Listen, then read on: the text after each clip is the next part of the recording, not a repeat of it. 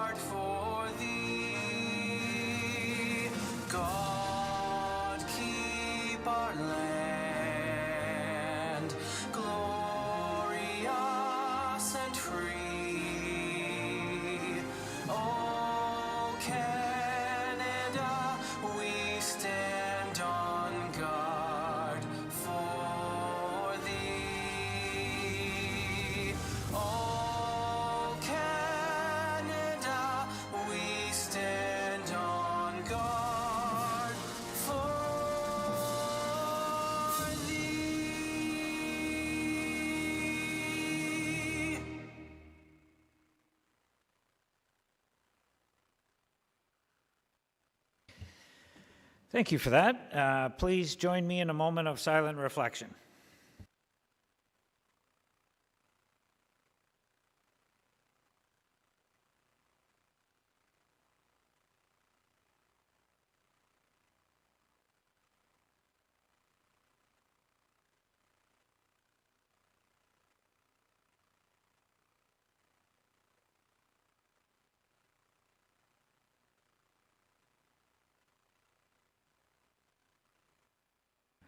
Thank you.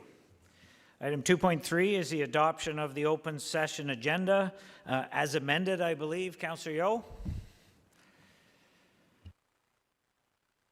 Moved by myself and seconded by Councillor Elmsley that the agenda for the open session of the regular council meeting of Tuesday, May 18th, 2021 be adopted as circulated with the following amendments. Additions, item 6.1, deputation by Cyrus Casabe relating to report plan 2021-024 being a telecommunications facility concurrence application. Item 11.110 on the agenda.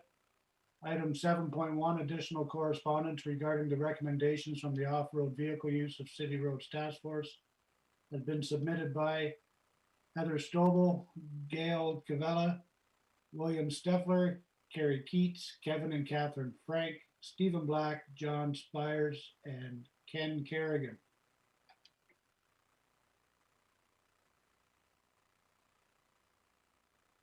That's it. Okay, thank you. Call the question. All in favor? That's passed. Thank you. We'll move right down to, disclosure of pecuniary interest in anything on today's agenda. Seeing none. Notices and information by members of council. I'll go first. Tomorrow is Personal Support Workers Day, PSW Day, on May 19th. We certainly know all that they've done over the past year. So if you get a chance tomorrow to see a PSW, please say hi and please say thank you. Any other notices by members of council? Councillor Yeo, go ahead. Thank you, and through you, just wanted to congratulate the group that had a Jump in the Lake challenge headed by some local people in Balsam Lake in support of the Coboconk Wellness Center. And on the weekend prior to last, they raised $53,000 jumping in the lake. So pretty cool, lots of money and a lot of fun doing it. So congratulations to them. I bet it was pretty cool. Thank you for that. Councillor Richardson, and then Seymour Fagan, and then Ashmore. Thank you, and through you. Yesterday, I had the opportunity to host the Kawartha Lakes Environmental Advisory Committee's first virtual roundtable summit. We had 14 deputations and all the CLIAC members were in attendance. As a result, it was a very successful meeting and it's created some awareness for community initiatives and also helped us recognize some future collaboration partners in the city, which was wonderful. Also, I would like to give a big shout out to Bethany's native and competitive lightweight rower, Jill Moffat, who's grown up in the Bethany area, who's just qualified for the 2021 Olympics in Tokyo representing Canada. So I know her entire community is really thrilled with her achievements. Well done, thank you. Councillor Seymour Fagan, go ahead. I just wanted to remind everybody that the businesses are open. The restaurants are open for takeout and the shops are open for curbside pickup. So if we can all go out and support our local businesses, because it's been very difficult for them and we want to keep them here. And if we don't support them, we won't be keeping them here. So I think that that's a really important message and for everybody to try and do their part with this. I also want to congratulate EAB, which is Environmental Action Bobcaygeon, on starting their stone wall, dry stack wall project. They've received some funding from different areas, including the Horticulture Society and the Trent and the Chest Fund, to move forward to restore a historical part of Bobcaygeon. And one other thing, I just want to give a huge shout out to our police force and our EMS and our fire departments, because I know that they're working under a lot of pressure and it's stressful times for all of them. So I just want to say thank you. Well said, thank you. Councillor Ashmore, go ahead. Thank you, Mr. Mayor. Just a few announcements. I'd like to thank the volunteers at the Dunsford Community Centre. They're having another pizza fundraiser. However, it's sold out, which is great. So that they raise money to keep the Dunsford Community Centre going. And it's very difficult these days because they can't book anything and any events and generate income. This is the only income that they're deriving from, and they're doing a great job. I'd like to recognize an athlete very close who lives in Ward 6 here near Pleasant Point, James Clark. He tied, he's an MMA fighter. He tied the biggest score differential in MMA history, and he's the first Canadian champion in the B2 fighting series. So congratulations to James Clark. Quite an achievement, an international achievement. And also like to note that the Omemee Mill Pond Bridge construction has started as of yesterday, and thanks to the contractor starting there and engineering staff, and also thanks to council for approving this, for getting this important infrastructure project going for this year. Thank you. Thank you. Deputy Mayor O'Reilly, go ahead. Thank you, Mr. Mayor. As mentioned earlier, as Emmett, this has kind of already happened, but Nurses Week was last week, so we don't want the stress that all the nurses have been going through, and all those involved, congratulations. A place called home has got the hole dug down there, and they're getting started on their new project there, and it's going to be, they have to raise, I think, 1.5 million for their share to complete the project. They're still vaccinating people at Lex, and it looks by all indications it's going to be going on for a while. And Adelaide Place, the new Adelaide Place, has just started moving in a number of people. There's no official opening yet, but also on our agenda today, there's both in Councillor Dunn's ward and my ward, that there's a number of apartment buildings that are on the agenda. There are going to be close to 500 units that potentially could be coming to the town of Lindsay in the not too distant future. Thank you. Any other announcements by members of council? Seeing none, anyone on staff have anything they would like to announce? Hearing nothing, I'll move down to council minutes, item 5, which is I need a motion that the minutes of the April 20th, 2021 regular council meeting be received and adopted, please. Mover and a seconder. Moved by Councillor Seymour Fagan, seconded by Councillor Dunn. All in favor? That's passed. Thank you. Deputations, we have one deputation today regarding the planning of 2021, Planning Report 2021-024, being a telecommunications facility regarding item 11.1.10 on the agenda. Mr. Cyrus Gasabay, are you with us, sir? Good afternoon. Yes, I am. Thank you. Good afternoon. You can hear me, I can hear you, so go ahead. And just a friendly reminder, you have 5 minutes, sir. Go ahead. Perfect. Well, we actually don't have a presentation. We're just here to answer any questions regarding the two applications that are before you today. So I think if there are no questions, then I have nothing additional to add. Okay, let me get a motion to receive your deputation, and we'll see if council has any questions. This is for the two telecommunications towers by ExploreNet. Moved by Councillor Elmsley, seconded by Councillor Richardson. Any questions for the deputant on those two reports while we have them? Seeing none, sir, I think we're pretty straightforward. So if anything comes up, we'll keep you posted, but looks like nothing for now. Thank you. We have a motion to receive. All in favor? Thank you very much. That motion is passed. Thank you, sir, for making yourself available. Appreciate it. Thank you. Have a great day. You too. We'll move down to item 7, which is correspondence. So we need to receive the correspondence regarding the recommendations from the off-road vehicle use of the city task force, and that is regarding items 9.3.13 to and including item 9.3.20 on the agenda. I have correspondence from John Main, Derek Anderson, Phil Hunt, Heather Stobel, Gail Cavella, William Steffler, Kerry Keats, and John Spears. That's 7.1 correspondence. I need a motion to receive, please. Did I miss a couple? Oh, sorry. Let me just add a couple that I missed. Kevin and Catherine Frank, Stephen Black, and Ken Kerrigan as well. Sorry about that. I didn't have those. I need a motion to receive that correspondence, please. Councillor Seymour Fagan, seconded by Councillor Elmsley. Any questions on the correspondence? I'll call the question then. All in favor of receiving it? That motion's passed. Thank you.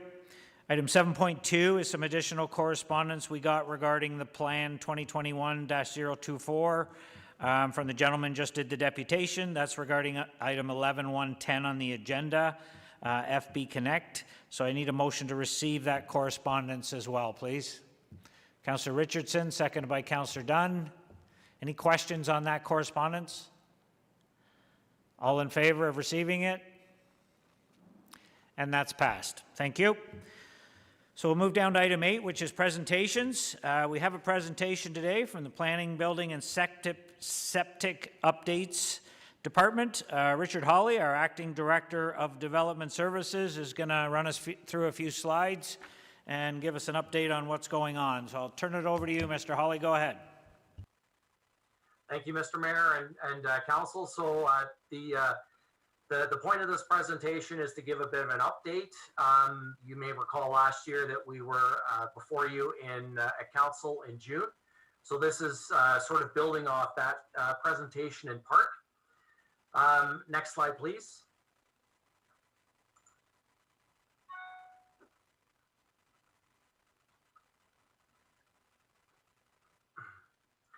Thank you. So I'll go through the building and septic parts first. So a lot of what we spent time doing last year was coming up with workarounds. Obviously, things were challenging as they were with every department. Some of the workarounds that we did for COVID, we had the building and septic inspectors working successfully and efficiently from home, their home offices, field, and in the Lindsay Service Center. So as a result of COVID, all the inspectors were sort of pulled back into the Lindsay Service Center. And from there, they came in and they picked up all their permits and they did all the paperwork that they had to within the office. So everything was working very efficiently. In terms of inspections, they were either done out in the field or in some cases, when it didn't work, we did video inspections. So we felt that has been working quite well.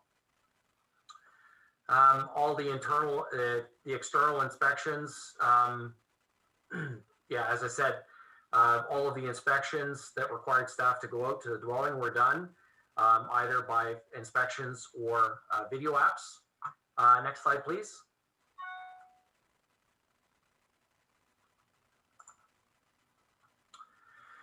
So as a result of this year, the Building and Septic Division is experiencing extremely high call volumes and emails resulting from the current real estate climate. There's a lot of interest in the city of Kawartha Lakes right now. Both departments are feeling that, as I'm sure others are as well. And our permit numbers are up from 2020 values, and we think we're going to have a very exceptional year. And we'll provide some stats in the next slide then.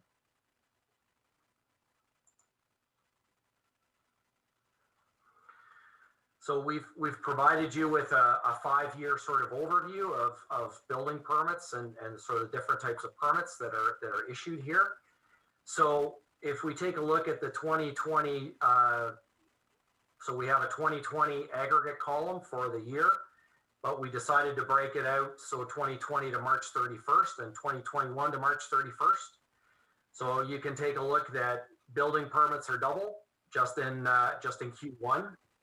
Our sewage permits are up as well, as are our sewage reviews, and the number of grading plans and compliance letters are up as well. So I certainly think that that's basically going to bode us well for this year. Next slide, please. So if you take a look at the same columns have been provided, it's just turned the other way. But if you take a look at the bottom 2 rows, we have 2020 to March 31st, and in that time we only issued 23 permits. This year we already have 136, and you can take a look at the value of construction is certainly, I would say, about 5 times as much. So I think a lot of the hard work that was put in 2020 to get a lot of projects ready will certainly pay off this year, and I think the development climate is going to echo that as well. Next slide, please.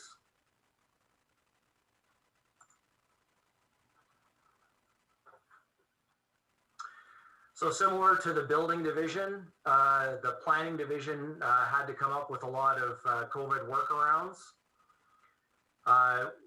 The planning division has been effectively splitting their work time between home office and the office with the current office restrictions in place.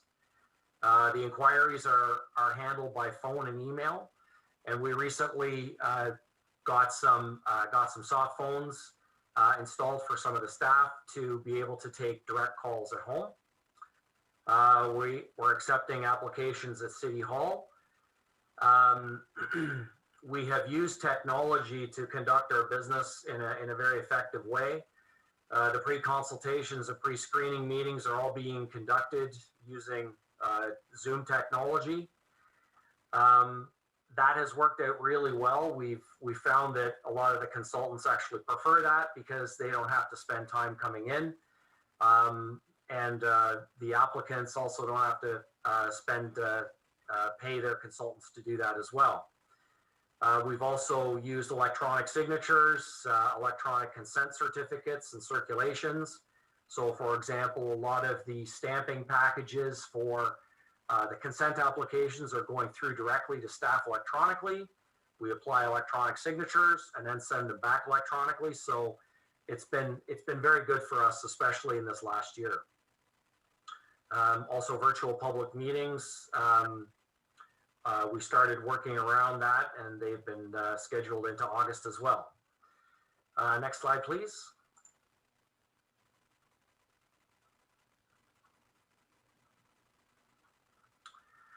So this slide sort of gives an overview of the planning projects, the policy and planning projects that we've undertaken in the last year and this year as well. A lot of the policy and project work eventually helps to facilitate the development work that we do. So basically, there were a couple of major policy initiatives that we completed last year, and one was source protection. And that included amendments to the official plan policies and to the zoning bylaws to put those policies, to implement those policies in place. We also did an amendment and zoning bylaw amendments for additional residential units. And both those policies were approved by council late last year, and they are both now in force and effect. Some projects that are continuing through 2021. One is the rural zoning bylaw consolidation, and that should actually read May 2019 instead of 2020. That's a typo. We did start that project in 2019. Last year was a bit of a hiatus year, but we have started to bring that one back on. And we did have some very successful public open houses on some different areas. We had a shoreline open house, and we had an agricultural open house as well as a sort of a general open house, which was very well attended. We had in excess of 115 people attend that webinar, so we felt that was a success. We also got the growth management strategy started, and we've retained a consultant as of February this year. So that is a 2-year policy strategy work that is going to be headed by the planning division. We have Watson and Associates and Dylan are handling that, and they've started a lot of their background work. And a lot of the new expansions. So anybody that has an urban expansion or is looking to have property perhaps designated waterfront, we're feeding all of those requests through this process. Closely tied also with the growth management strategy will be the transportation master plan update, as well as the servicing master plan update. We feel all these 3 studies have to work hand in hand, because if we do the growth management strategy and say we're looking in these areas, it may not work from a transportation or a servicing perspective. So all 3 have to work together to find the best possible solution if we're looking at any urban area expansions. Next slide, please. So planning division adaptations. So one of the big challenges last year was to come up with public meeting notices and conduct virtual meetings.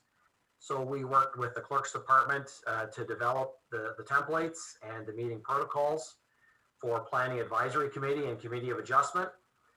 And these have worked very well. We also recently implemented electronic signatures for Committee of Adjustment. It's a bit of a unique situation because all committee members need to sign the decisions that day. So we can affix the electronic signatures on the decisions and then have them sent out while all of our members sit remotely. Last year, we reported directly to council with staff recommendations on development approvals prior to Planning Advisory Committee meetings resuming.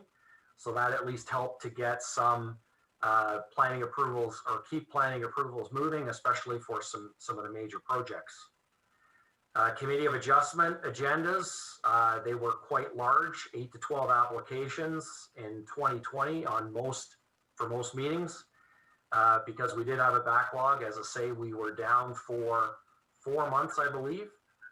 And we feel that pattern is going to continue as well into 2021. I think it's just a sign of the times, and it shows the amount of interest in the City of Kawartha Lakes. Next slide, please.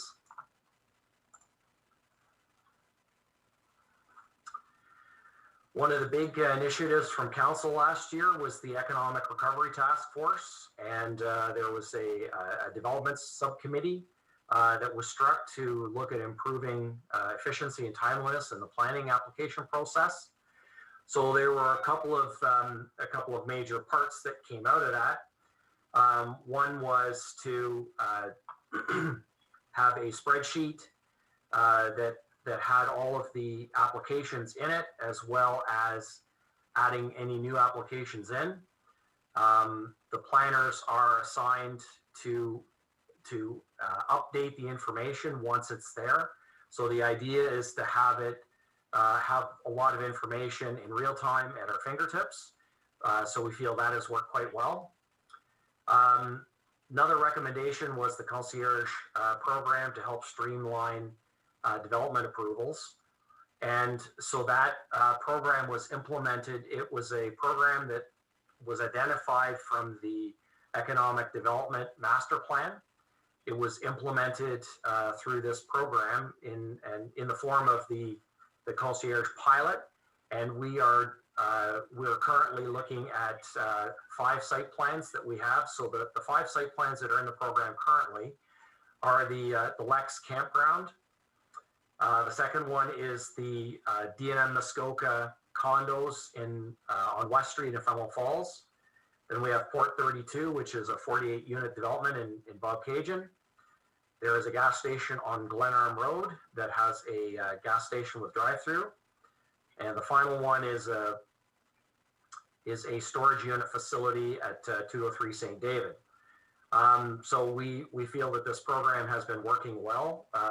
Emily Turner is handling it, and she is sort of the go-between between the planning department, reaching out to the developer if there are any concerns.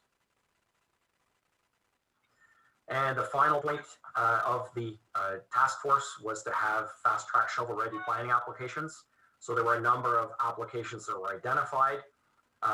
They were sort of larger projects and a lot of high-density projects in that list as well. Next slide, please.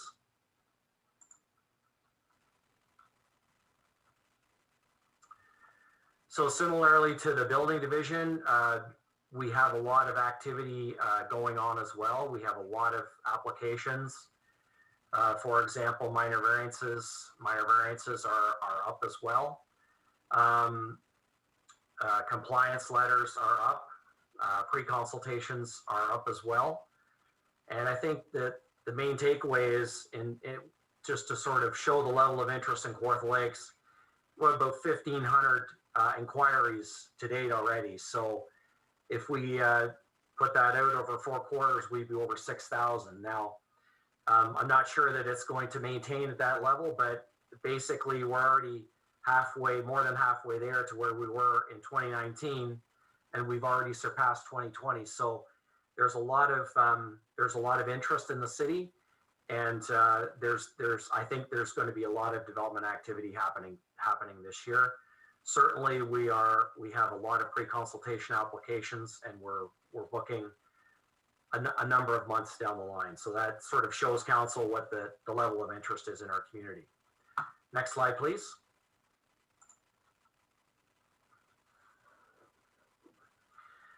So some of our tier 1 sort of, shall we say, shovel-ready projects, so these were some of the more major ones from last year, include a 7-story mid-rise for Chadwin Drive. So that's the old fairgrounds, 114 units. 5-story mid-rise on Adelaide Street North with 180 units. Victoria Street North, sorry, that should be south. That is 104 stories, so that's part of the Wilson group of 3 down on the railway lands. And finally, Port 32, which is 48 units, and they are starting construction, underground construction on that currently. We also have a new boat storage facility in Fenelon. The agribusiness lawn and landscape expansion in Ops, the AgriTurf business there. Community care with an expansion in Lindsay. And as our deputant this morning alluded from Xplornet, a number of cell towers. We expect to have possibly up to a dozen cell towers from Xplornet this year to run through the process. And we also expect cell tower applications from other carriers as well. And this is all in part to help boost rural internet and cellular connectivity. Next slide, please.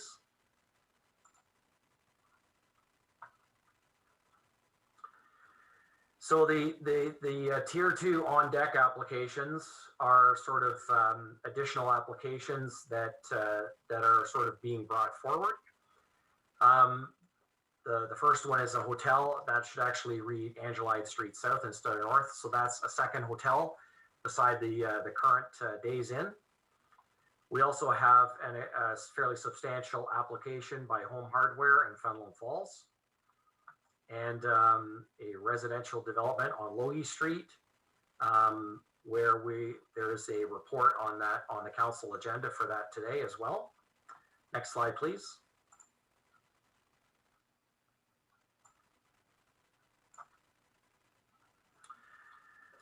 So priority shifts from 2021 to 2020 to 2021. We remain in a response and recovery phase of the pandemic. Our priorities remain dynamic as one project advances more rapidly than anticipated. This has been a bit of an issue for us. In some cases, some projects have moved more quickly, so we've had to shift staff resources around to accommodate that. The craft development phase 1 with almost 200 units. We are currently working on that one to get the subdivision agreements finalized. There's also the Lex expansion to host the international plowing match. So we are working to try to finalize that project. And registered subdivision agreements for a number of legacy projects. We've recently, we are about to finalize the Woodland Hills subdivision for 35 units in Bethany. So that's a good news story. And there is another one that we're working on the North Shore of Sturgeon Lake to try to finalize that. That one dates all the way back to, I would say, the early 1990s. So if we can get some of these developments going, I think that would be great. It would also offer some different housing opportunities for people wanting to move to Kawartha Lakes. Next slide, please.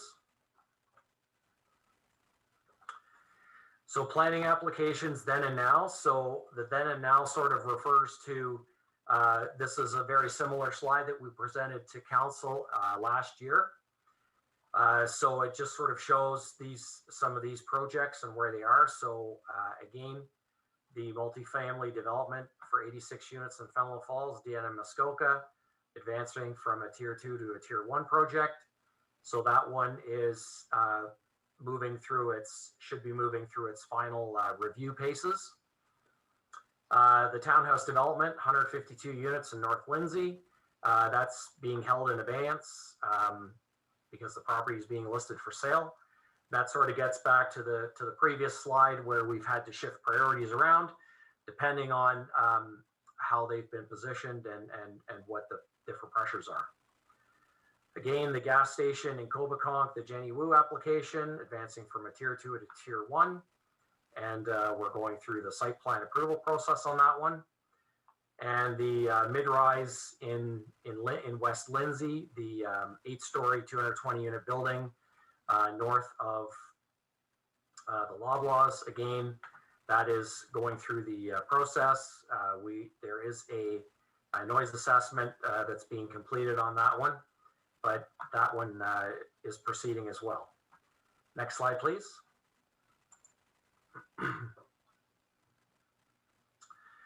So to give you a bit of an example of upcoming council agendas, so obviously today there are a number of reports on the agenda. So some of those come from Planning Advisory Committee, and some of them are reports that would typically just simply go onto the council agenda. They're all implementing various different either reports or consent applications. June 15th, we're looking for a number of ZBAs on for grocery store expansion in Lindsay, an abattoir, and some additional commercial pads in Lindsay as well as cell towers. I think there will be a number of cell towers that are going to be moving through the council, the next coming council agendas. And for July, we're looking for OPAs and ZBAs for additional commercial uses as well as additional residential uses. Next slide, please.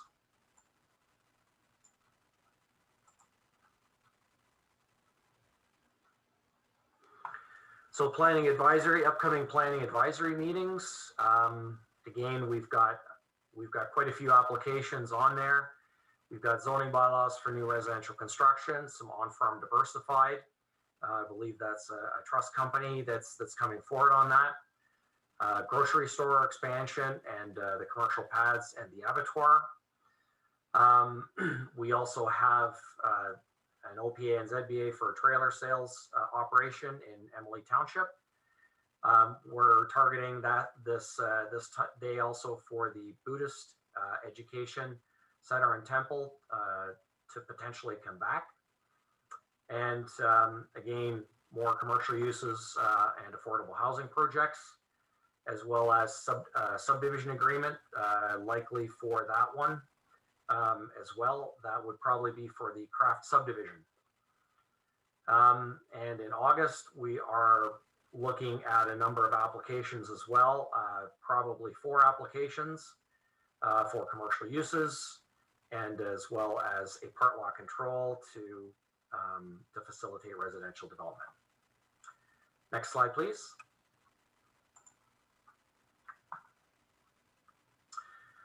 Again, this is just committee of adjustment, just to give you an idea that we're still in that 8 to 10 application range for meetings for the foreseeable future. 10 for June, 11 for July, and 10 for August again as well. Next slide, please.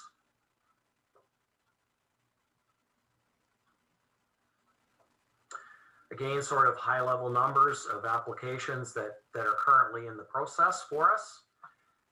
So OPA and ZBAs, we have 20 applications. We have 13 site plans, fairly heavy load on minor variances and consent applications, and we're working on a couple of subdivisions. Next slide, please. So this just gives you a bit of a breakdown of the units that are going to be coming through.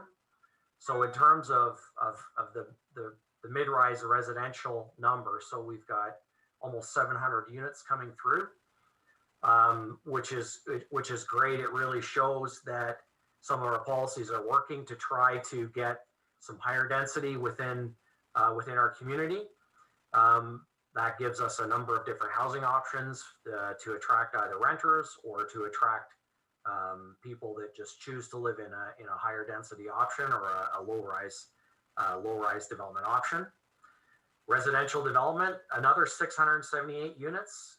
So that's predominantly singles, but quite a few townhouses as well. And when we're looking at our commercial development, we're looking at about 7,700 square meters. So that's about 80 to 85,000 square feet. And if we're looking at industrial and institutional development, so we're looking at another 12,200 square meters, or I'm going to say 135,000 square feet. Next slide, please. So to sort of sum up and sort of finalize the presentation, our approach in 2021 is going to be very similar to 2020.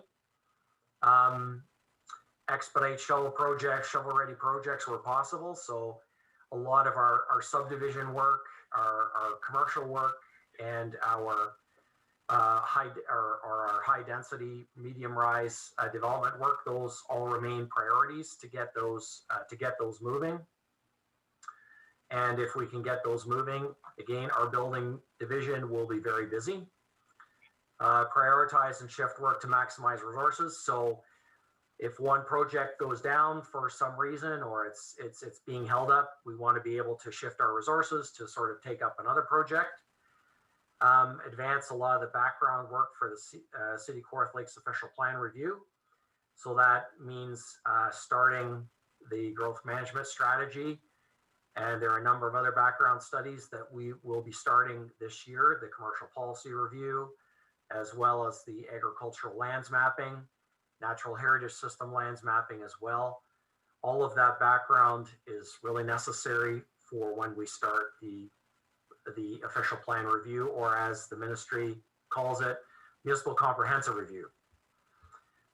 Continue to work on customer service enhancements for our website. So that means really trying to make it easier for people to find what they need on our website, get all the information they need, provide all the policies and the zoning information and up-to-date information as well. And then finally, and most importantly, maintain the health and safety of our staff as well as our residents, and change processes as we need to address this. Thank you very much. And if you have any questions, I'm here. Thank you. Thanks, Mr. Hawley. I'll just get a motion to receive, and we'll see if council has any questions for you. Deputy Mayor O'Reilly moved, second by Councillor Yeo. Any questions for Mr. Hawley? Deputy Mayor O'Reilly, go ahead. Thank you, Mr. Mayor, through you to Richard. Thanks for that. Thanks for the update. Looks like everybody's not only busy, but it's going to be overloaded here going ahead. So I guess one of the obvious questions for me is, I know we were short a planner 1 and a planner 2. Is there any update on the status of potential hiring dates or either one? Yes, through the mayor to deputy mayor. Yes, I believe offers are likely going to be going out very shortly on the planner 1s. The planner 2 is likely another couple of weeks down, but interviews have been completed, and I think we're well on our way to getting those positions filled. Just to follow up, thank you, Mr. Mayor. On the growth management strategy, you mentioned that you're going to be working with Dillon and Watson Associates over the next 2 years. How could you give me more specifics, kind of how you see that rolling out, Richard? Not great detail, but just a little more. Sure, through the mayor to the deputy mayor. Yeah, the way it'll be working. Obviously, we're going to be setting up a task force as well. So the task force will guide the overall study process and provide some assistance with that.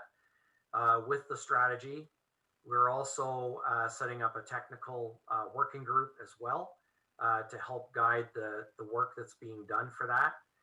I really see the GMS as looking at, it's sort of a visioning exercise of where we want to go as a community. And we know that through the secondary plan appeal process that's currently before the LPAT, we have a number of people that are looking to get into the urban area. So I see this process as a way to sort of look at all of those aspirations and take a look at whether they work. First of all, whether they're needed from a growth perspective, and second of all, whether they work and which ones potentially work best if we're going to be headed down that road. Thank you. Okay, I have Councillor Yeo and then Elmsley. Go ahead, Councillor Yeo. Thank you, and through you, Mr. Mayor, to Richard. I get my fair share of, as everybody knows, I work in construction, and I get my fair share of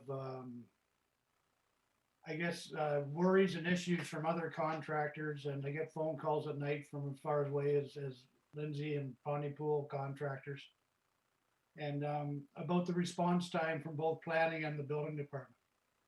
And so I don't know if it's a breakdown in the working at home and being in the office and a breakdown in communications, but I'm just looking for some reassurance because I tell everybody that staff is working hard and they're not always in the office, and I just want to make sure I'm giving the right message, because there is definitely a concern out there about the response time through planning and building. Is there any comments on that you'd like to make?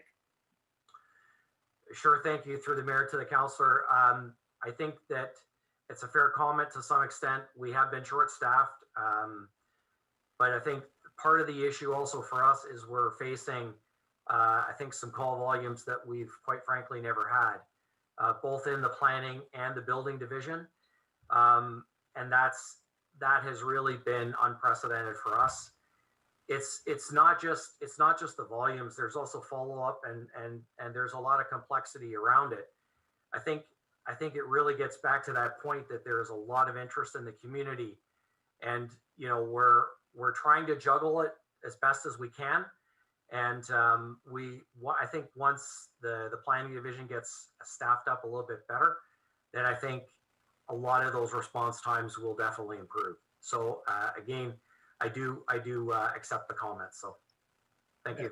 And I thank you for that, because I know they're working hard, and I know it's busy out there. And don't ask me why prices are going haywire, but it's still busy as it has ever been. And just a follow-up question, and just for my own curiosity, you talk about a shortage of staff in the planning department, and I was wondering about the building department.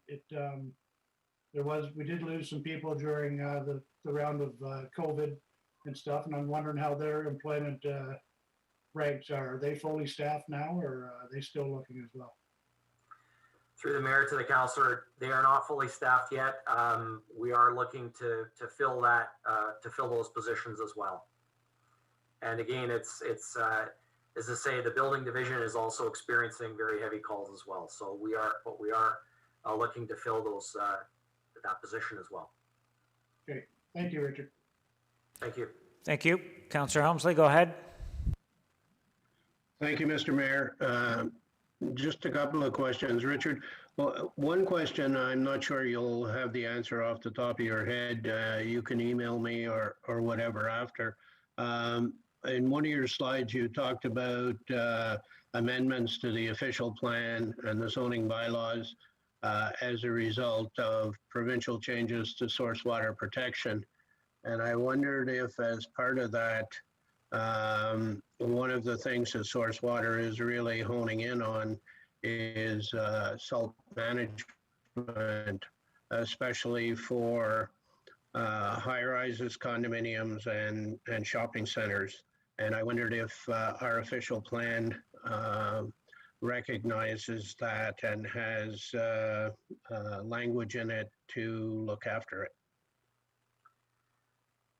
Through the mayor to Councillor Elmsley, I know it is one of the issues that Source Water Protection does look at, but I will have to get back to you on that. I'm not 100% sure that I can have the right answer for you this time, but I will definitely get back to you on that. That's great, thank you. And the other thing, just following up on staffing issues, do we foresee a possibility when we may have to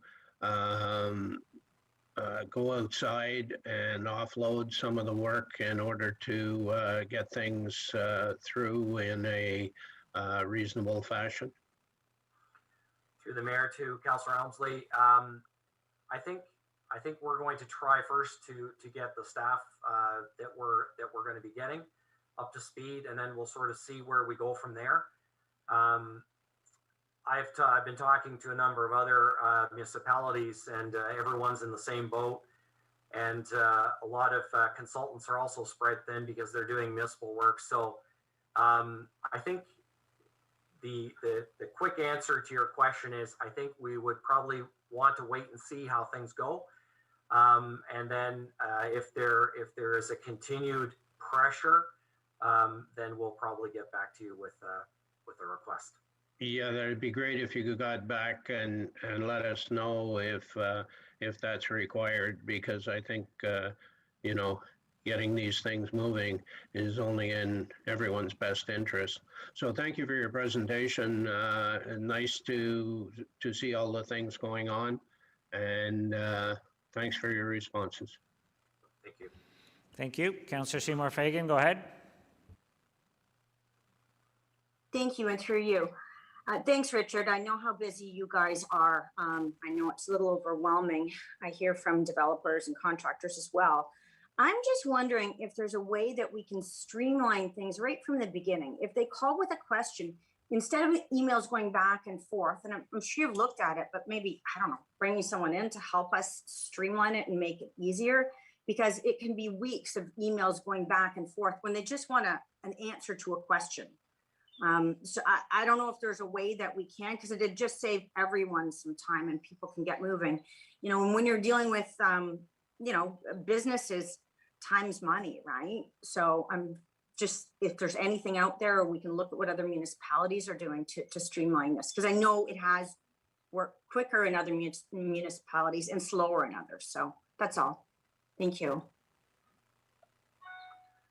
Thank you through the mayor to Councillor Seymour Fagan. I think getting another planner one is going to help substantially in terms of getting the additional resources to be able to answer those questions more quickly. I think we're also going to try to triage to get people to ask the questions at the planner one stage as opposed to going directly or to the planner twos, so that we can help them free them up so that they can process planning applications. So that's sort of what we're trying to do with the additional planner one, is to have a bigger group of planners that answer those types of questions for businesses as well as for individuals. You just want to build a deck, you need to have a fast answer on that because you want to move quickly.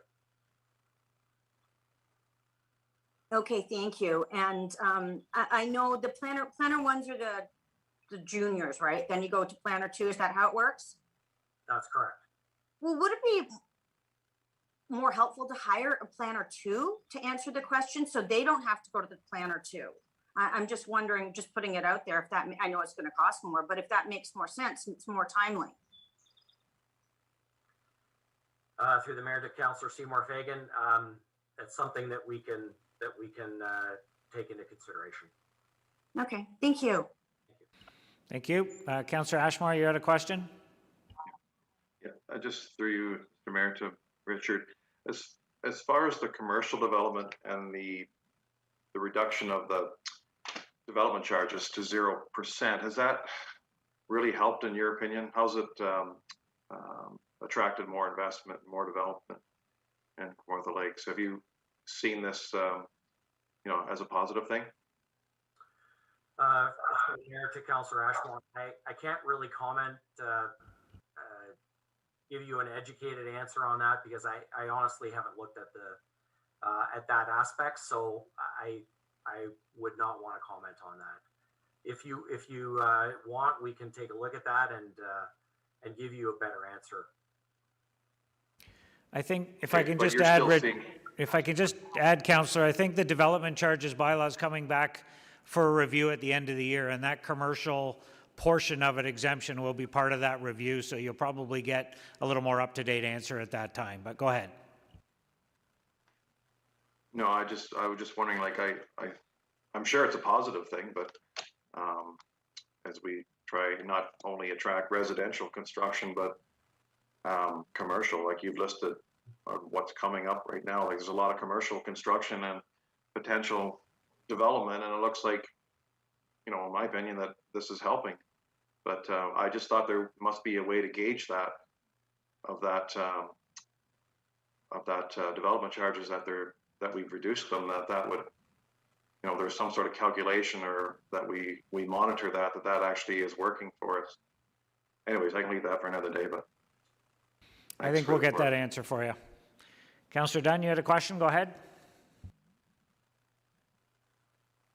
Yeah, thank you, Mr. Mayor. On the development charges issue, Richard, it's my understanding that if we reduce it for one group, we are increasing it for another group. Is that not correct? Through the mayor to Councillor Dunn, the development charges question isn't necessarily my forte. So I would probably defer answering that question. Okay, that's fine. Yeah. Thank you. I think I can accurately say, Councillor, that when we give an exemption like we are on the commercial development charges, that whatever we're waiving in development charges for that industry or any other exemption, it has to be covered by the taxpayer.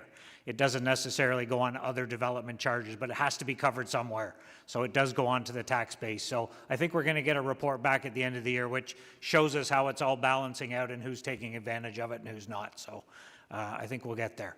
Any other questions regarding the presentation for Mr. Hawley? Seeing none, we have a motion to receive. All in favor?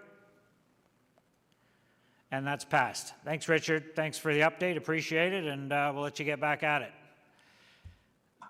Don't go too far. We got a lot of extractions to deal with planning today, so thanks. Okay, we'll move down to we have 9.1, no new correspondence. Committee of the Whole was from the last meeting. Committee of the Whole minutes. Extractions from Committee of the Whole, I have 9.3, 21 and 22 extracted by Councillor Elmsley. And I have 9.3, which is the Land Management Team Management Directive and the follow-up Land Management Committee membership for discussion, I believe. And then 9.3.29 is the Paramedic Service Master Plan extracted by Councillor Ashmore. Are there any other extractions from Committee of the Whole? Okay, can I get a motion then that the minutes of the May 4th, 2021 Committee of the Whole meeting and the May 11th, 2021 Special Committee of the Whole meeting be received and the recommendations included in section 9.3 of the agenda, save and accept 9.3.21, 9.3.22, and 9.3.29 be adopted, please? Moved by Councillor Vail, seconded by Councillor Dunn. Any questions on anything? Councillor Elmsley had a question? Just, I thought in my emails that 931 had been extracted by yourself. 931 is just a deputation. The only one I've extracted is the ExploreNet Tower, which is just for some wording in the motion. But that's in the consent agenda. Okay, thanks. Okay. Any other questions? I'll call the question then on the Committee of the Whole recommendations. All in favor? That's passed. Thank you.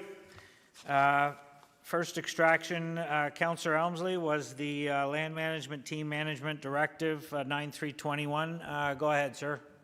That was the motion to receive. Thank you, Mr. Mayor. I will give you the motion to receive that. And I think Councillor Vail has indicated he would second it. And then we'll move on to 9.3.22, I assume. Thank you. So we got a motion. This is just that the report RS 2021-019 proposed land management team management directive be received. Moved by Councillor Elmsley, seconded by Councillor Vail. All in favor? That's passed. Thank you. And then the second extraction was 9.3.22, which was the follow-up motion. Go ahead, Councillor Elmsley.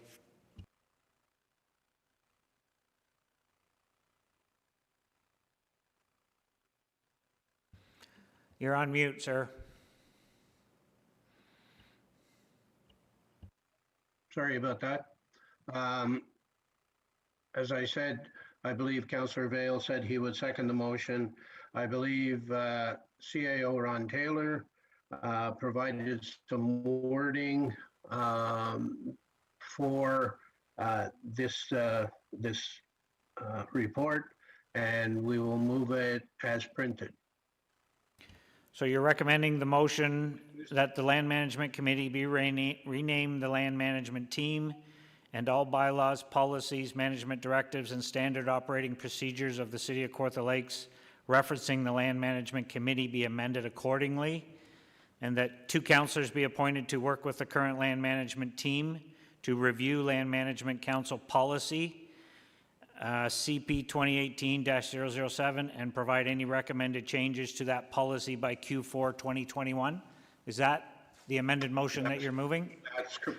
Do you have 2 councillors you want to? Correct. And Do you have 2 councillors you want to I appoint?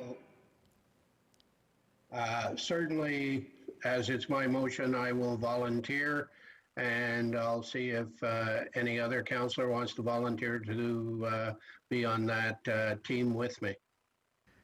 Okay, we'll put the call out and we'll do the motion. Councillor Vail's willing to do it. He's going to second your motion so that the Councillor Elmsley and Vail be appointed as per that motion. So we have a mover and a seconder. We'll leave it at that for now. Councillor Elmsley, do you want to speak to it? Because CAO Taylor's on the line as well. Good. Yes. And certainly it would be good to hear from him, but I think in my discussions with him, he pointed out some problems that could occur if we did what we originally were asking to. And I agreed that with putting 2 councillors to work with the land management team to see if we couldn't make it more palatable for all of council. As I know from time to time, I've heard from other councillors about difficulties and problems they've had as a result of decisions that took place at land management team meetings. And so I think if we do this and come back at the end of the year, we can hopefully work together to make it a better process. And as I say, one more palatable to council. But if at that time we are still experiencing difficulties, then we can look at it again to see how we can either tweak it or change it. So I think this is a good motion, and I think it serves us well. Thank you. Thank you. Councillor Vale, you seconded it. Do you want to speak to it? And then I'll ask CO Taylor to give us a bit of background. Go ahead, Andrew. Sure, thanks. I agree with Councillor Elmsley, and I'll just add, you know, when it came forward at the committee of the whole, the discussion and the response from council, there's obviously some issues from council as to how it's been going. So I think this is a good move to move forward to try and come up with something that works for staff and works for council and works for the end user, the taxpayer. Thanks. Thank you. CAO Taylor, do you want to anything to comment on for the rationale for this motion, this bit of a change? Go ahead. Thanks, Mr. Mayor, through you. The only thing I'll add is that there's already direction on the books for us to look at the land management policy in this calendar year. So the recommendations I'm really putting forward through and Councillors Vale and Elmsley are accepting are really just recognizing that's the process to do the review and bring everything back in one package. And so certainly supportive of that. And I know the land management team and myself and others will support the 2 councillors sort of through those inputs, go through some actual applications so that we can see how they are applicable, and then we will report back year end on any improvements to the process. Thank you. Perfect. No, I like this direction. Thank you. And thanks, Councillor Elmsley, for working with it and bringing it forward. Councillor Dunn, go ahead.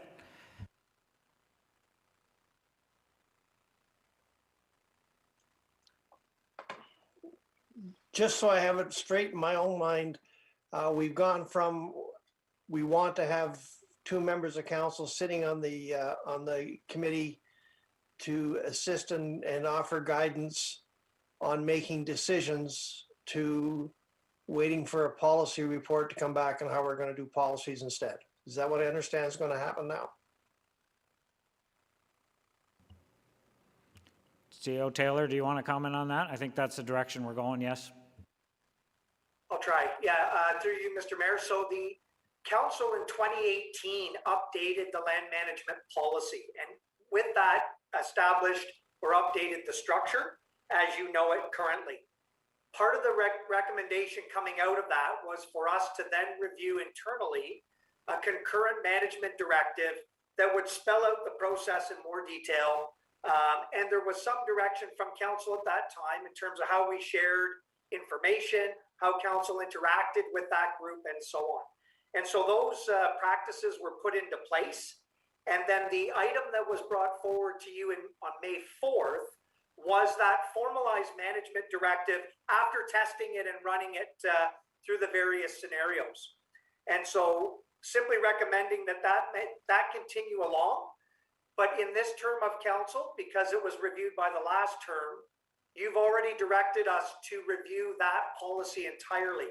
And it sets the structure and the scope of work for staff and how council would interact through that process. So it just makes sense, or at least that's why we're recommending. Better to take a pause now and not sort of provide specific direction. Let's look at the structure entirely and bring it back in this term of council's review of the policy. Okay, thank you, Mr. Mayor. Thank you. Any further questions on this report, motion? I think it's clear. I'm going to call the question then. All in favor? That motion's passed. Thank you. Thank you for that. The next extraction is 9329, which is the Paramedic Service Master Plan. Your extraction, Councillor Ashmore, go ahead. Thank you. I'll give a motion to receive this report, but I had a follow-up motion, please. That report EMS 2021-002 Paramedic Service Master Plan be received. Moved by Councillor Ashmore, second by Councillor Yeo. Call the question. All in favor? That's passed. Follow-up motion, Councillor Ashmore, go ahead. Yeah, I'd just like to propose just a small thing here, though maybe small, it is important to a certain group of people in a geographical area. If you look on page 10 of the executive summary under recommendations, you have facility modernization, Lindsay facility consolidation, acquire Oakwood, build new post, and transfer Pontypool, rebuild Fenton Falls base, upgrade Cobeconk from post to base. All these things I'm fine with, but I would like to add another one, another bullet underneath that, and put Omemee construction under late for consideration, and it would be under late plan 2027 to 2027 to 2031, just so it's on that into the future, just as long as it's in writing here. I'd like to see that if I could, or add it as a supplementary motion if I could. Just wondering if I could do that. Appreciate your support. Okay, so what? Just for consideration. What? Chief Mello's on the line. What page are we looking at? What are we? I'm sorry, I got the master plan in front of me. So where am I looking? If I could, Mr. Mayor, it is page 10 of the executive summary. There were sections of the implementation roadmap that were set out and sort of chunked out into improving system performance. The other part was around facility upgrades and modernization. They're all interconnected, obviously. And, you know, to the councillors' comments and suggestion, you'll probably recall that the consultants did mention that there was growth in Omemee that will need to be addressed in the future. They suggested that we do review that late in the plan. From my perspective, when I do the planning, deployment planning throughout the city, I don't generally look certainly at wards, but I look at geographic areas. But I would say that, you know, that ward is basically fourth on the list in terms of where I see system improvement needed in response to growth. So I'm not opposed to that. I think that suggestion makes good sense. And I think that the consultant's comments also would support that made sense as well later into the plan. So give me some wording to add to change, because this is kind of hitting me off guard here. So just give me some wording that I can Appendix A as amended, and then we can, that you think makes sense, Chief, just to add that. And I think we'll see if that's okay with Councillor Ashmore.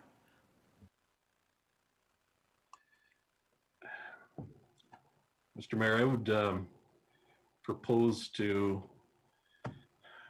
recommend that it be as amended to include a review of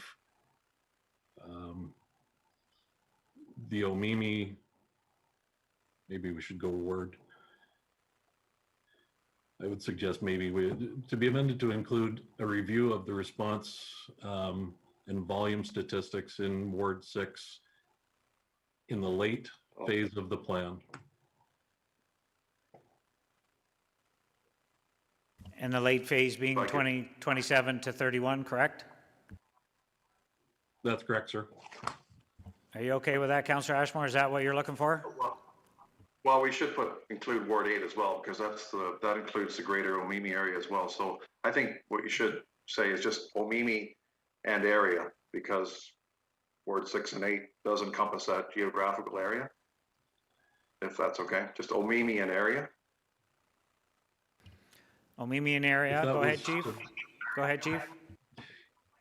If that was to me, Mr. Mayor, I would agree with that. Ward 8 definitely is focused in the early implementation of the plan.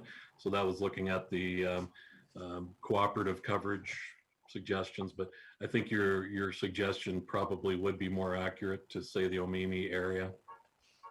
Okay, Yep. and for review and response in the late phases of the plan, 27 to 31.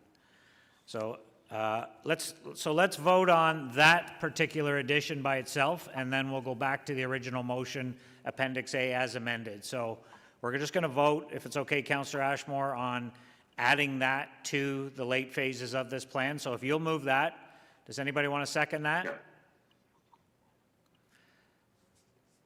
Councillor Richardson, thank you. I think Councillor Ashmore, do you want to speak to it? I think you pretty much have. Are you good?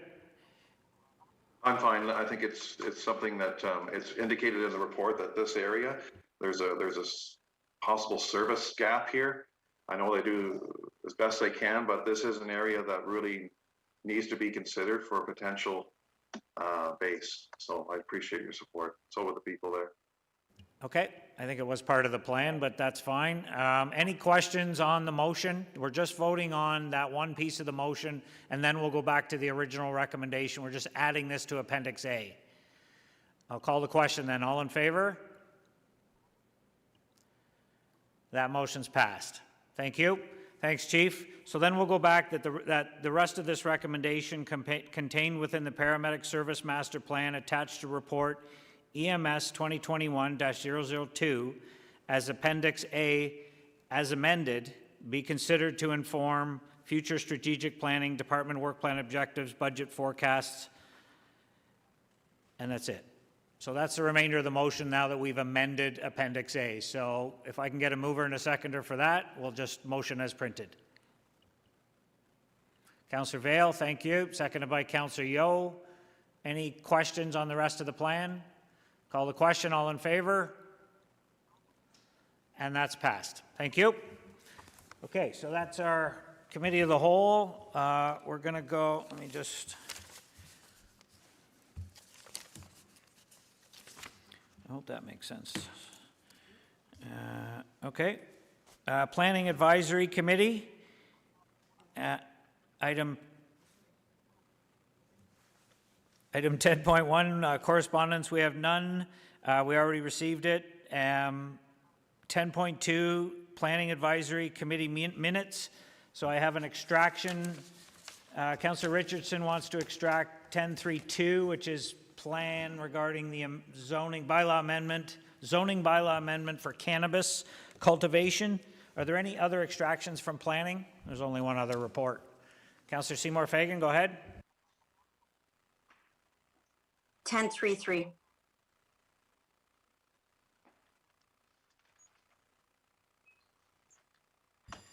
Okay, so then let's just do this one at a time because they're all extracted. So the first one is 10.3.1, that the deputation of Emma Drake regarding report plan 2021-020, item 6.2 on the agenda be received.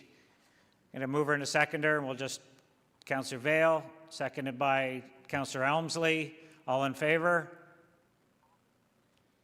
That's passed. Thank you. Item 10.3.2, Councillor Richardson, your extraction, go ahead. Thank you, and through you. And if I'm going to move it as printed, I just want to make a comment if someone has a second. So the motion as printed, second by Councillor Elmsley. Go ahead, Councillor Richardson. Great, thank you. I just wanted to take this opportunity and recognize that cannabis is a welcome business in the city of Kawartha Lakes, but we also recognize that illegal issues do arise, but we now have proper guidelines in place to help manage some of these difficult areas. Through this work this past year, it has really strengthened, our issues with this in the municipality. We have been active communications with enforcement now. We've got this amended property standards bylaw in place, which addresses some of the nuisances issued around cannabis cultivation and processing. And I just really want to give a thank you to city staff who worked really diligently in getting this to the table in the last year. So thanks very much. Thank you. Good comments. You're absolutely right. Councillor Elmsley, you seconded it. Anything to add? No, thank you. Any other questions or comments? We got Jonathan on the line if anybody wants an update on cannabis. Sorry, Jonathan, I didn't mean it like that, but Councillor Ashmore, go ahead. Yeah. Thanks, Mr. Mayor. Just through you to Jonathan there. In a meeting that we had before, I asked the question, if a certain individual or company obtains a Health Canada certificate, the municipality isn't notified, so that's still the case, right? If somebody gets a license to produce from Health Canada, we're still not in the know, right? We don't know that this potential area is going to be under cultivation or is going to be starting production. So in other words, the federal government doesn't tell us if someone gets a license. In other words, giving us the heads up. So that's still going to be the case then, that the federal government doesn't inform the municipality? Through the mayor, Councillor Ashman, that's correct. Yes, we as the municipality would not be informed. It would be up to the applicant to inform us. And I believe the OPP has their own way of obtaining that information. I know they're informed. I'm not 100% sure who informs them of it, but it also would depend on the license as well. So if you have a medical license and and somebody is then designated the medical producer, then there would be no license notification to us. If it is a commercial operation, like one that the proposed amendments would permit, then the OPP would be notified, and we would hope we would be notified, but it is not a requirement from the applicant. All right, thank you. Thank you. Any further questions for Jonathan? Okay, I'm going to call the question on the motion as printed. All in favor? And that's passed. Thank you, sir. Appreciate it. Okay, we'll move. Next extraction on planning is 1033, the report plan 2021-020 zoning bylaw amendment 833 Pigeon Lake Road. Councillor Seymour Fagan, go ahead. Thank you, through you. I had some questions at planning, and then afterwards I thought about it, and I have more questions on these on-farm diversified uses. So this one has a 600 square meter, which I think we figured out was a 6,000 square foot building being put on it. So that normally would go in a commercial or industrial area, and we have a lot of industrial land sitting empty. Now, where do we stop the line at on-farm? They're not using the wood from the farm. They're coming and having they're having probably commercial trucks come into the business. So where do we stop the line at what is a farm use, what isn't a farm use? I could see if they're growing it or they're using it or it's actual farm products. But when they're not, and at 6,000 square feet, when they should be going in the industrial or commercial area, we're losing in taxes because I don't think that they'll be paying commercial taxes or industrial taxes at this rate. So yeah, I have questions on this. So thank you. Okay, well, I can ask Richard, but we don't have the planner on because we didn't know this was coming. So that's why helpful to get extractions ahead of time. But Richard's here. So Richard, can you comment on that? Through the mayor to Councillor Seymour Fagan. Obviously, they are businesses, and to some extent you are correct. Some of these businesses could be located in our employment areas. However, what they are doing in some cases also, they're augmenting and allowing farmland to continue to be farmed. So they're providing some additional income to some of these to some of these farmers, and there is a history to some extent with some communities in having some of these uses on farm lands. So I'm not sure if in this case the Mennonite community, whether they would actually ever develop these types of uses within industrial areas. Okay, and so if they didn't, then they're competing with other people who are paying in industrial areas who making countertops. We have businesses in Lindsay who can't compete because they're paying for employment lands and they're paying the taxes. And then we have people doing it rurally and they're not paying. So I don't know how we equalize this out, because I think we need to look at that for anything else coming forward. Through the mayor to Councillor Seymour Fagan. I mean, obviously that is a consideration, but the province has allowed for these types of uses to be located within the agricultural area. Obviously, the scale of them is not going to be as large as it would be in an industrial situation. That's part of the policy at the provincial end, is that they are scaled so that they aren't essentially a major use on the property. And I don't think you'll get some of these types of uses ever sort of competing with major industrial types of operations. Okay, thank you. Yeah, the scale is very important here, is that they match where they are, the context. Okay, and you know, the businesses in Lindsay are not, you know, a larger scale. So I think, I don't know where we draw the line. Is it, you know, a house kit business that we need to draw the line at? Or is it a on-farm restaurant that we need to draw the line at? Like, at some point we have to, because when we were looking at it before, we couldn't have tourism on these agricultural lands. So there just has to be give and take, because we could drain our industrial and our downtown areas, because then I can do it on my farm. I can do it on my property.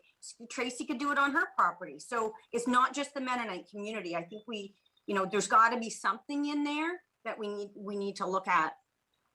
That's all. So Richard, if I can just follow up on that, would these folks are required, I assume, to get the proper building permits and such as they expand or they build this kind of facility? Is that correct?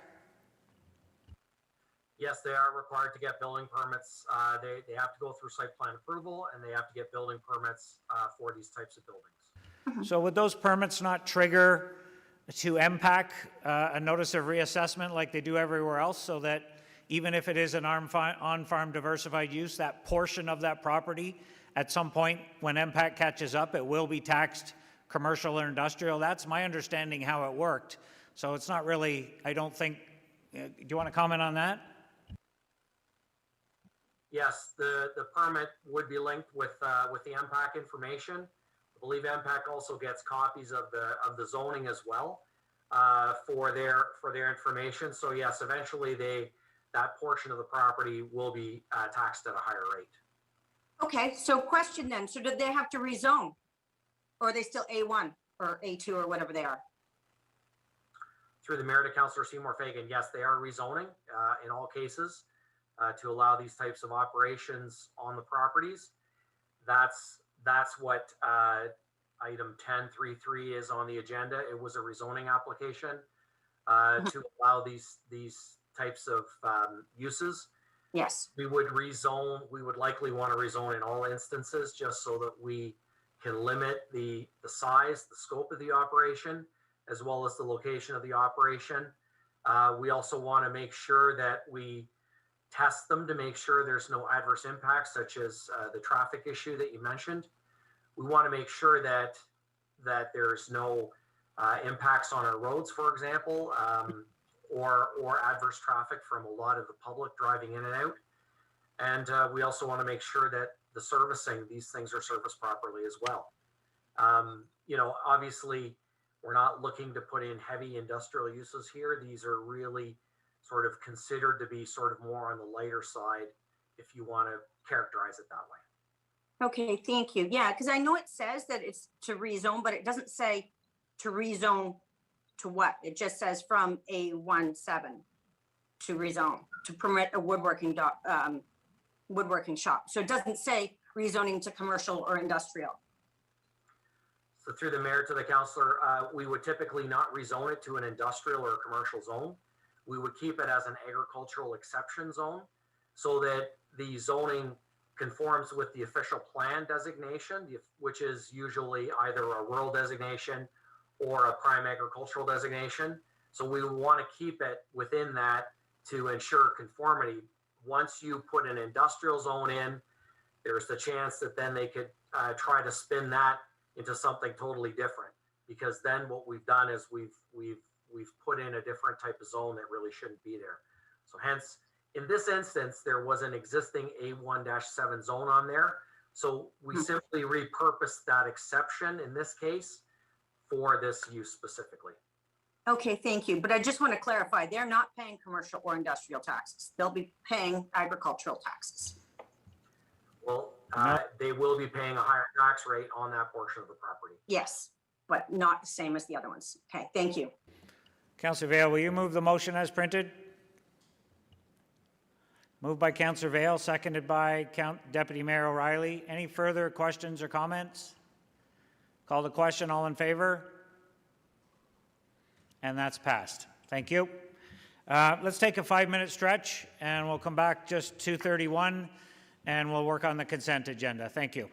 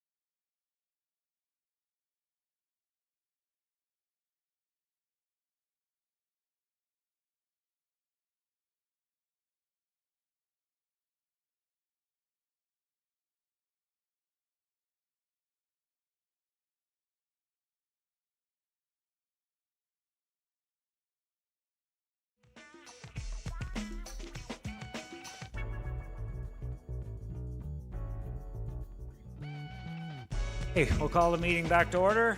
Thank you. I have been advised that we do need to pass a motion that the minutes of the May 5th, 2021 Planning Advisory Committee be received and adopted. Can I get a mover and a seconder for that? Councillor Vale and Dunn. All in favor? And that's passed. Thank you. We'll move down to the consent agenda. Consent, you have, okay, we have a couple of extractions on the consent agenda. 11.13 is Councillor Ashmore, which is the amendment to bylaw 2007-236, sale and setting off of fireworks. We have 11.110, which is the report from planning 2021-024 telecommunications facility, ExploreNet 64 Highway 7A Manvers. I've extracted that. We have 11.112 is extracted by Councillor Ashmore, removal of the holding provision for 2607-226 Ontario Inc., Planning Report 026. And 11.113 is extracted by Councillor Ashmore, Planning Report 027, the removal of the holding provision, Lindsay Seniors, 37 Adelaide Street North in Lindsay. Are there any other extractions from the consent agenda? Seeing none, who has consent? Councillor Dunn, I believe you have that, sir. Go ahead. Yeah, moved by myself, seconded by Councillor Elmsley, that all the proposed resolutions shown in section 11.1 of the agenda be approved and adopted by the council in the order that they appear on the agenda, and sequentially numbered, save and except for 11.13, 11.110, 11.112, and 11.113. That's it. Thank you.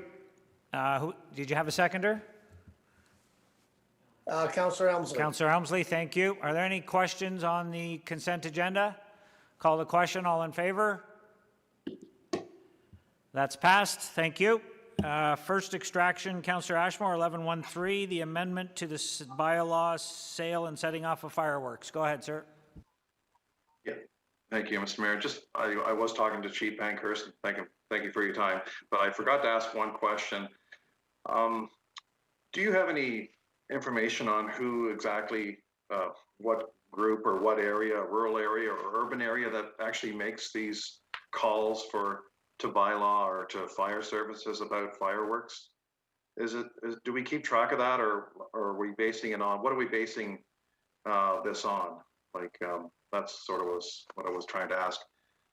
Do you keep a log of who calls regarding fireworks questions or complaints or concerns?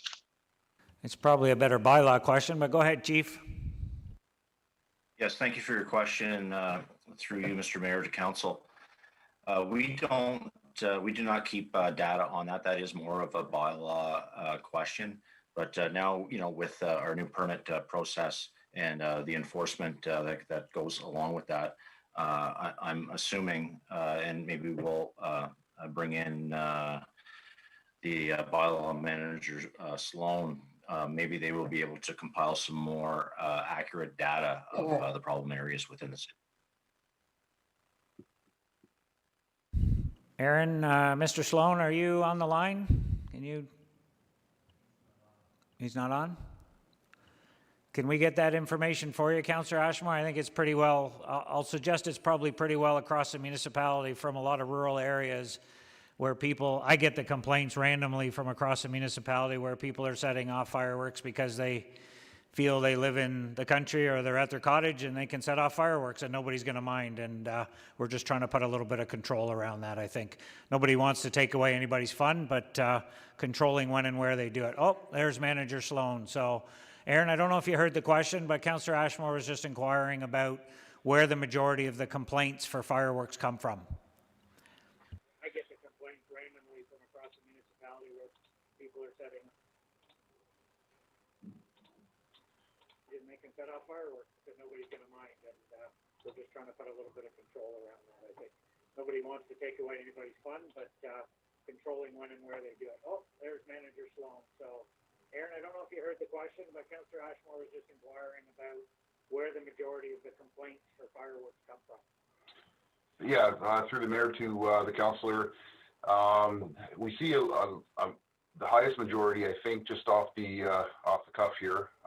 We do track the complaints within our city work system. The highest majority would be in the built-up areas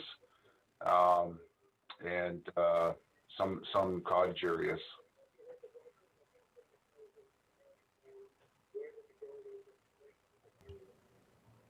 Okay, we're going to struggle here because you're listening to this on YouTube and we're on Zoom, so there's a delay here. So I'm probably best if we get that information for you later, Councillor Ashmore.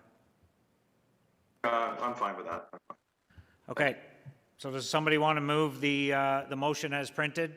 Councillor Yeo, you'll move that. Councillor Elmsley, you'll second that as printed. Thank you. Questions? Councillor Yeo, do you want to speak to it? Go ahead. Yeah, thank you, and through you. I look at the definition and maybe I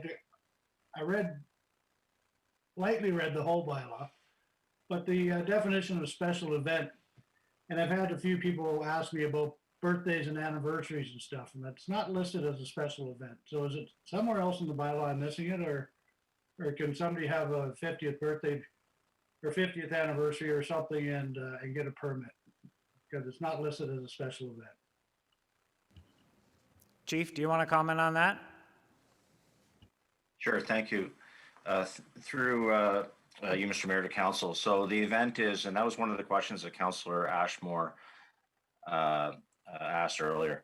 So basically, a high level, if it's a commercial fireworks show, they have to get a permit. That's regulated even beyond the city. If it falls on the days that are listed, no permit is required, or day preceding and day after. Outside of that, if you would like to have any kind of event or special event that involves fireworks, you have to get a permit to do that. And that's takes us right back to the original reason why we amended this, was because fireworks were going off at all different dates and times. And it was creating, problems for vacationers, for farmers with livestock and stuff like that. So basically this bylaw tightens it up. As the mayor said, we still want people to have fun, but at the same time, it's helpful. Our residents can log on to the website if they have livestock or concern and see where active permits are and the time frame that they're going to be set off, and then they can make provisions for the safety of their livestock. And things like that. So follow up to Councillor Yeo.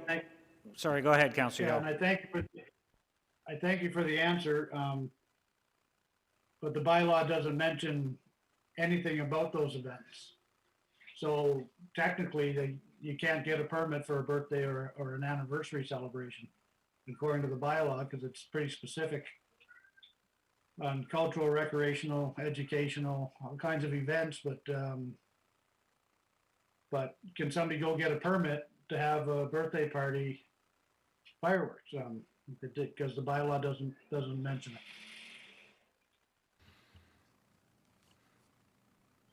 I guess my question is, should it be amended to include family events? I don't know how you'd word it, but it's not in there. So maybe I can attack it this way, Chief. Like when they go on the website and want to put in, whatever, I'm having an anniversary, and obviously not right now, but 20 people are coming over, who decides whether it qualifies as a special event or not? We know what a special event, cultural, there's certain things that obviously are special events, but like where's the line? Like what's a special event, what's not a special event, I think is where the councillor's trying to get some feedback. Yeah, well, and in fairness, I think it's a good question, and if it's outside of the prescribed days, it's going to be either a special event or an event. So when I read in the amended bylaw, it pretty much covers everything, right? It means any cultural, recreational, or educational event of limited duration, including an exhibition, a show, a display, concert, festival, race, competition, public entertainment, and any other organized public amusement. So whether free or for a fee. So I would think an anniversary party or some kind of celebration, it's going to fall into one of those. I mean, it might not be, pinpoint, but I think that's a a general of enough definition that it's going to capture any kind of display that's going to happen in the city. Okay, that's fair enough. Thank you. Thank you. Councillor Elmsley, you seconded it. Do you want to speak to it? And then I've got Councillor Seymour Fagan. No, I'm just happy to see it there, based on the number of calls I get every year from various and sundry people. So seems like some people want to set them off every weekend, and it is a problem to their neighbors and others. So I'm happy to see us put this in place. Thank you. Councillor Seymour Fagan, go ahead. Thank you. And through you, I don't know if this is just going to cause more confusion for people, if they need to get a permit, not get a permit, how they go about getting permits. So hopefully we'll have a strong communication on this. And even if they go and get a permit, I don't know if people are going to log on and say, oh, well, does this person have a permit or not? And bylaws, we don't have enough bylaw as it is. And they're stretched as it is. So I guess, is this a trial or just this is what we're doing from now on? This is what we're doing, right? This is a recommendation that council made back in September 15th of 2020. Council adopted the resolution for the new bylaw to come forward. This is it. I remember it. Yep. Okay. Well, that's just, yeah. So I guess bylaw, are we hiring more officers to check up on this? And who's in charge of permitting? Sorry, what was the question? Mark? Who's in charge of actually putting out the permits? And I guess communications are going to be communicating this to the public because we're coming up to some holidays right now. And is bylaw going to be actually going out to all of these when they can't go out to what they have already? Bylaw will respond as accordingly they do whenever they can. There is, in the tax insert going out in the next final tax bill, there is a note in there notifying residents that the bylaw for fireworks has changed and a reference to the new bylaw for communications. I'm sure they'll communicate it out more. And the other question I'll turn over to the chief on who's issuing the permit. Chief? Thank you, Mr. Mayor. Through you to council, it's an online process. Who's in charge of it? It's not fire. It's just a function of the overall city. You can go online. I'm not sure. I don't want to misspeak who is responsible for licensing, but it's all part of that kind of licensing platform application process. I think licensing. Okay, thank you. Licensing and permitting falls under bylaw, correct? It does, and actually it'll give us a better understanding of who has permits and who doesn't. So we'll be going through bylaw. They're looking after it, Councillor. Confirmed by the clerk. Any further? Okay. You good? Okay. Any Thank further? you. Any further questions on this motion as printed on the floor? Going to call the question. All in favor? That motion's passed. Thank you.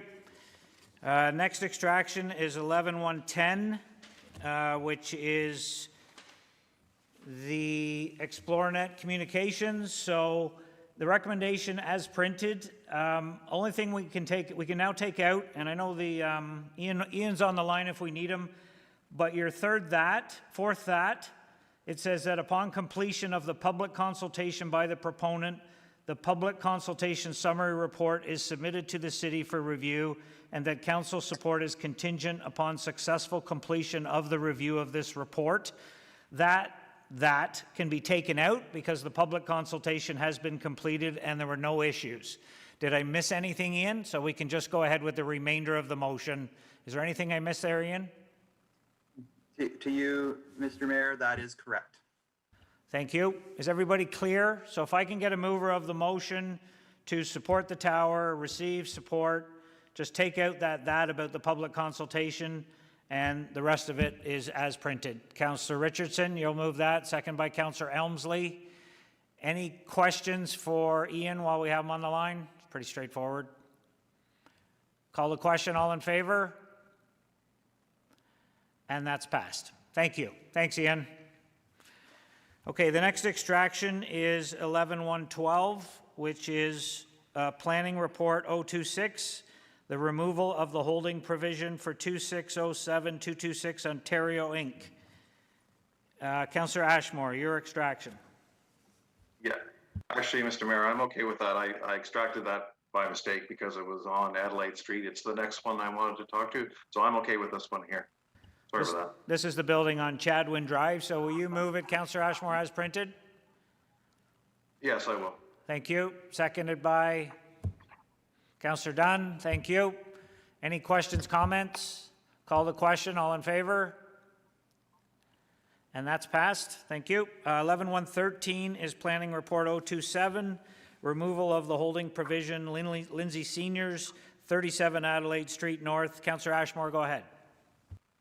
Yeah, I'm not against the holding and removing the holding provision. What I wanted to bring to everybody's attention was that on the Heritage Committee, we discussed in that parcel of land, there's the former Fountain Park, the original Fountain Park for Lindsay Central Exhibition, and it's over 150 years old. And small that it is, it's historical. And the developer, we talked to the developer during a meeting of our Heritage Committee, and they said that they would at least restore it or keep it and not demolish it. So I'm just wondering, is there any way we can make sure that Fountain Park is recognized in some way? That's what the Heritage Committee was looking to see if we can at least acknowledge that Fountain Park did exist there. I'm not saying they have to rebuild it, but just have something there that acknowledges it, either it's part of the gardens or whatever. That's all I was trying to bring up. Richard, do we have a significance process for that? Is this the proper time to do that, or would that be part of a site plan? Go ahead. Through the mayor to the councillor, certainly we can talk with the Heritage Committee. We'll talk to Emily Turner. Now's the time to do it. We're entering into a site plan, final site plan approval.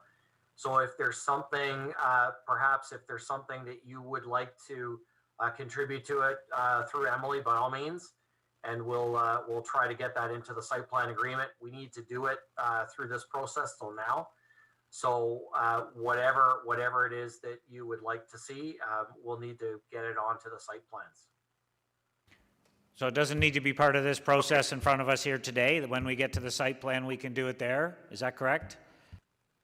That's correct, Mr. Mayor. Councillor Ashmore, go ahead. Do you got another question? Yeah. No, I'm fine with that. Richard, he did reach out to me. I'm sorry I didn't return your call, but you did actually call me. I appreciate that. And that's what it was about. Okay. But no, I'm okay with that. Can I suggest when you do that you loop Emily in? Maybe Emily gets looped in with the Fair Board. Maybe they're interested in that discussion as well through some kind of, discussion. If it's their history, they should probably be part of that discussion. So I'll just put that out there. Does somebody want to move this as printed then? I don't think that affects this discussion here. Moved by Deputy Mayor O'Reilly, seconded by Councillor Vale. Any further questions, comments on this holding? Call the question. All in favor? And that's passed. Thank you. Thanks, Richard.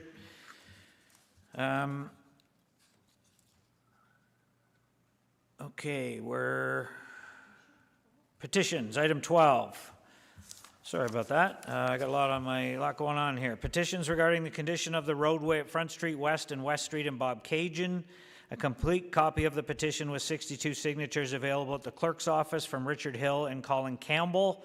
I think we can just receive this petition and refer it to the staff. It's already part of the ongoing process that Councillor Seymour Fagan has worked out with staff. So I think we can just receive and refer to staff as part of that ongoing process. Are you okay with that, Councillor Seymour Fagan? You'll move that? Thank you. Can I get a seconder? Second? Councillor Richardson, do you want to speak to it, Kathleen? No? No? Okay. Call the question then, all in favor? Quickly, I'd like to say thanks to the engineering department to have a look at this. And thank you to the residents because it was a mess and I didn't even know about it. So just thanks out to everyone. You bet. Okay, we have the motion, so I'll do it again one more time. Call the question, all in favor? And that's passed. Thank you. So we have other new business. We have none. We have bylaws. Councillor Vale, are there any extractions to the bylaws? Councillor Vale, go ahead. A move by myself, seconded by Councillor Richardson, that the bylaws shown in section 14.1 of the agenda, namely items 14.1.1, 2, and including 14.1.28 be read a first, second, and third time, passed, numbered, signed, and the corporate seal attached. Thank you. Call the question, all in favor? And that's passed. We have no notice of motion, item 15. Can I get a mover for the adoption of the closed session agenda, please? Councillor Dunn, seconded by Councillor Elmsley. All in favor? That's passed. Is there any disclosure of pecuniary interest in the closed session items? Seeing none. So I'm obligated to read that at this point in the meeting, City Council will go into closed session to consider the items under section 16.3 of the agenda. All remaining staff, with the exception of the CAO, the city clerk, and city solicitor, are now instructed to leave the electronic meeting unless you're part of the agenda. As per our procedural bylaw requirements, I'm asking all remaining participants in our meeting today to turn on your camera for closed. Confirm to me by raising your hand that they're in a private room. I'll just get everybody on first. Is Leanne joining us as well? There you are. Leanna, hi. And Leah Barry, thanks. Oh, and Director Stover, thank you. So I just need you to confirm by raising your hands that we're in a private room where no other person can overhear the deliberations and the internet connection is secure and not publicly accessible. Can I just get confirmation from everybody that that's the case? I'm seeing all hands. Thank you. Can I get a mover and a seconder for the following motion then, that council convene into closed session at 2:55 p.m. pursuant to section 239(2) of the Municipal Act in order to consider matters identified in section 16.3 of the regular council meeting agenda of Tuesday, May 18th, 2021, namely item 16.3.1 to and including 16.3.3. Can I get a mover? Councillor Dunn, a seconder, Councillor Richardson. Any questions? Call the question. All in favor? That's passed. Thank you. It's carried. At this point, we'll take a couple of minutes to get off of YouTube. And when I get confirmation, we'll be in closed session.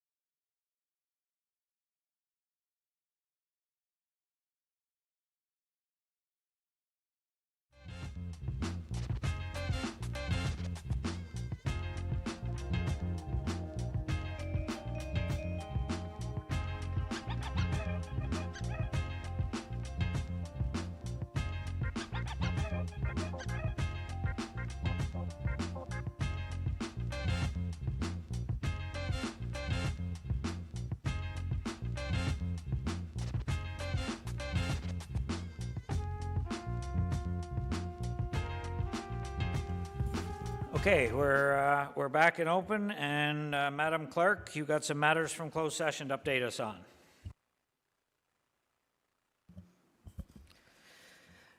Matters from closed session. Item 16.3.1, confidential closed session minutes. The confidential closed session minutes from April 20th, 2021, regular council meeting were approved. Item 16.3.2, report LGL 2021-007 regarding the official plan 2012 and secondary plans. The council was provided an update on the appeals before the local planning appeal tribunal pertaining to the official plan 2012, official plan amendment 13, and secondary plans thereto, being case PL 120217 before the tribunal. Item 16.3.3, report CORP 2021-012 regarding the volunteer firefighter settlement ratification. Council provided a direction on the volunteer firefighter settlement ratification. Thank you for that. We don't need any motions, just an update. Item 18 is a confirming bylaw. Councillor Richardson, I believe you have that.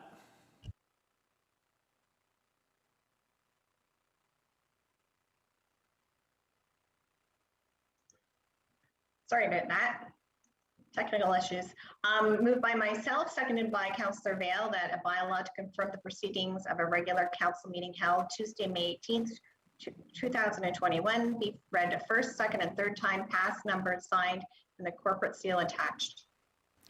Thank you. All in favor? And that's passed. And a motion to adjourn. Councillor Yeo always moves that one for us. Councillor Vail will second it. All in favor? We are adjourned. Next meeting, June 1st. Have a good evening. Enjoy the weather.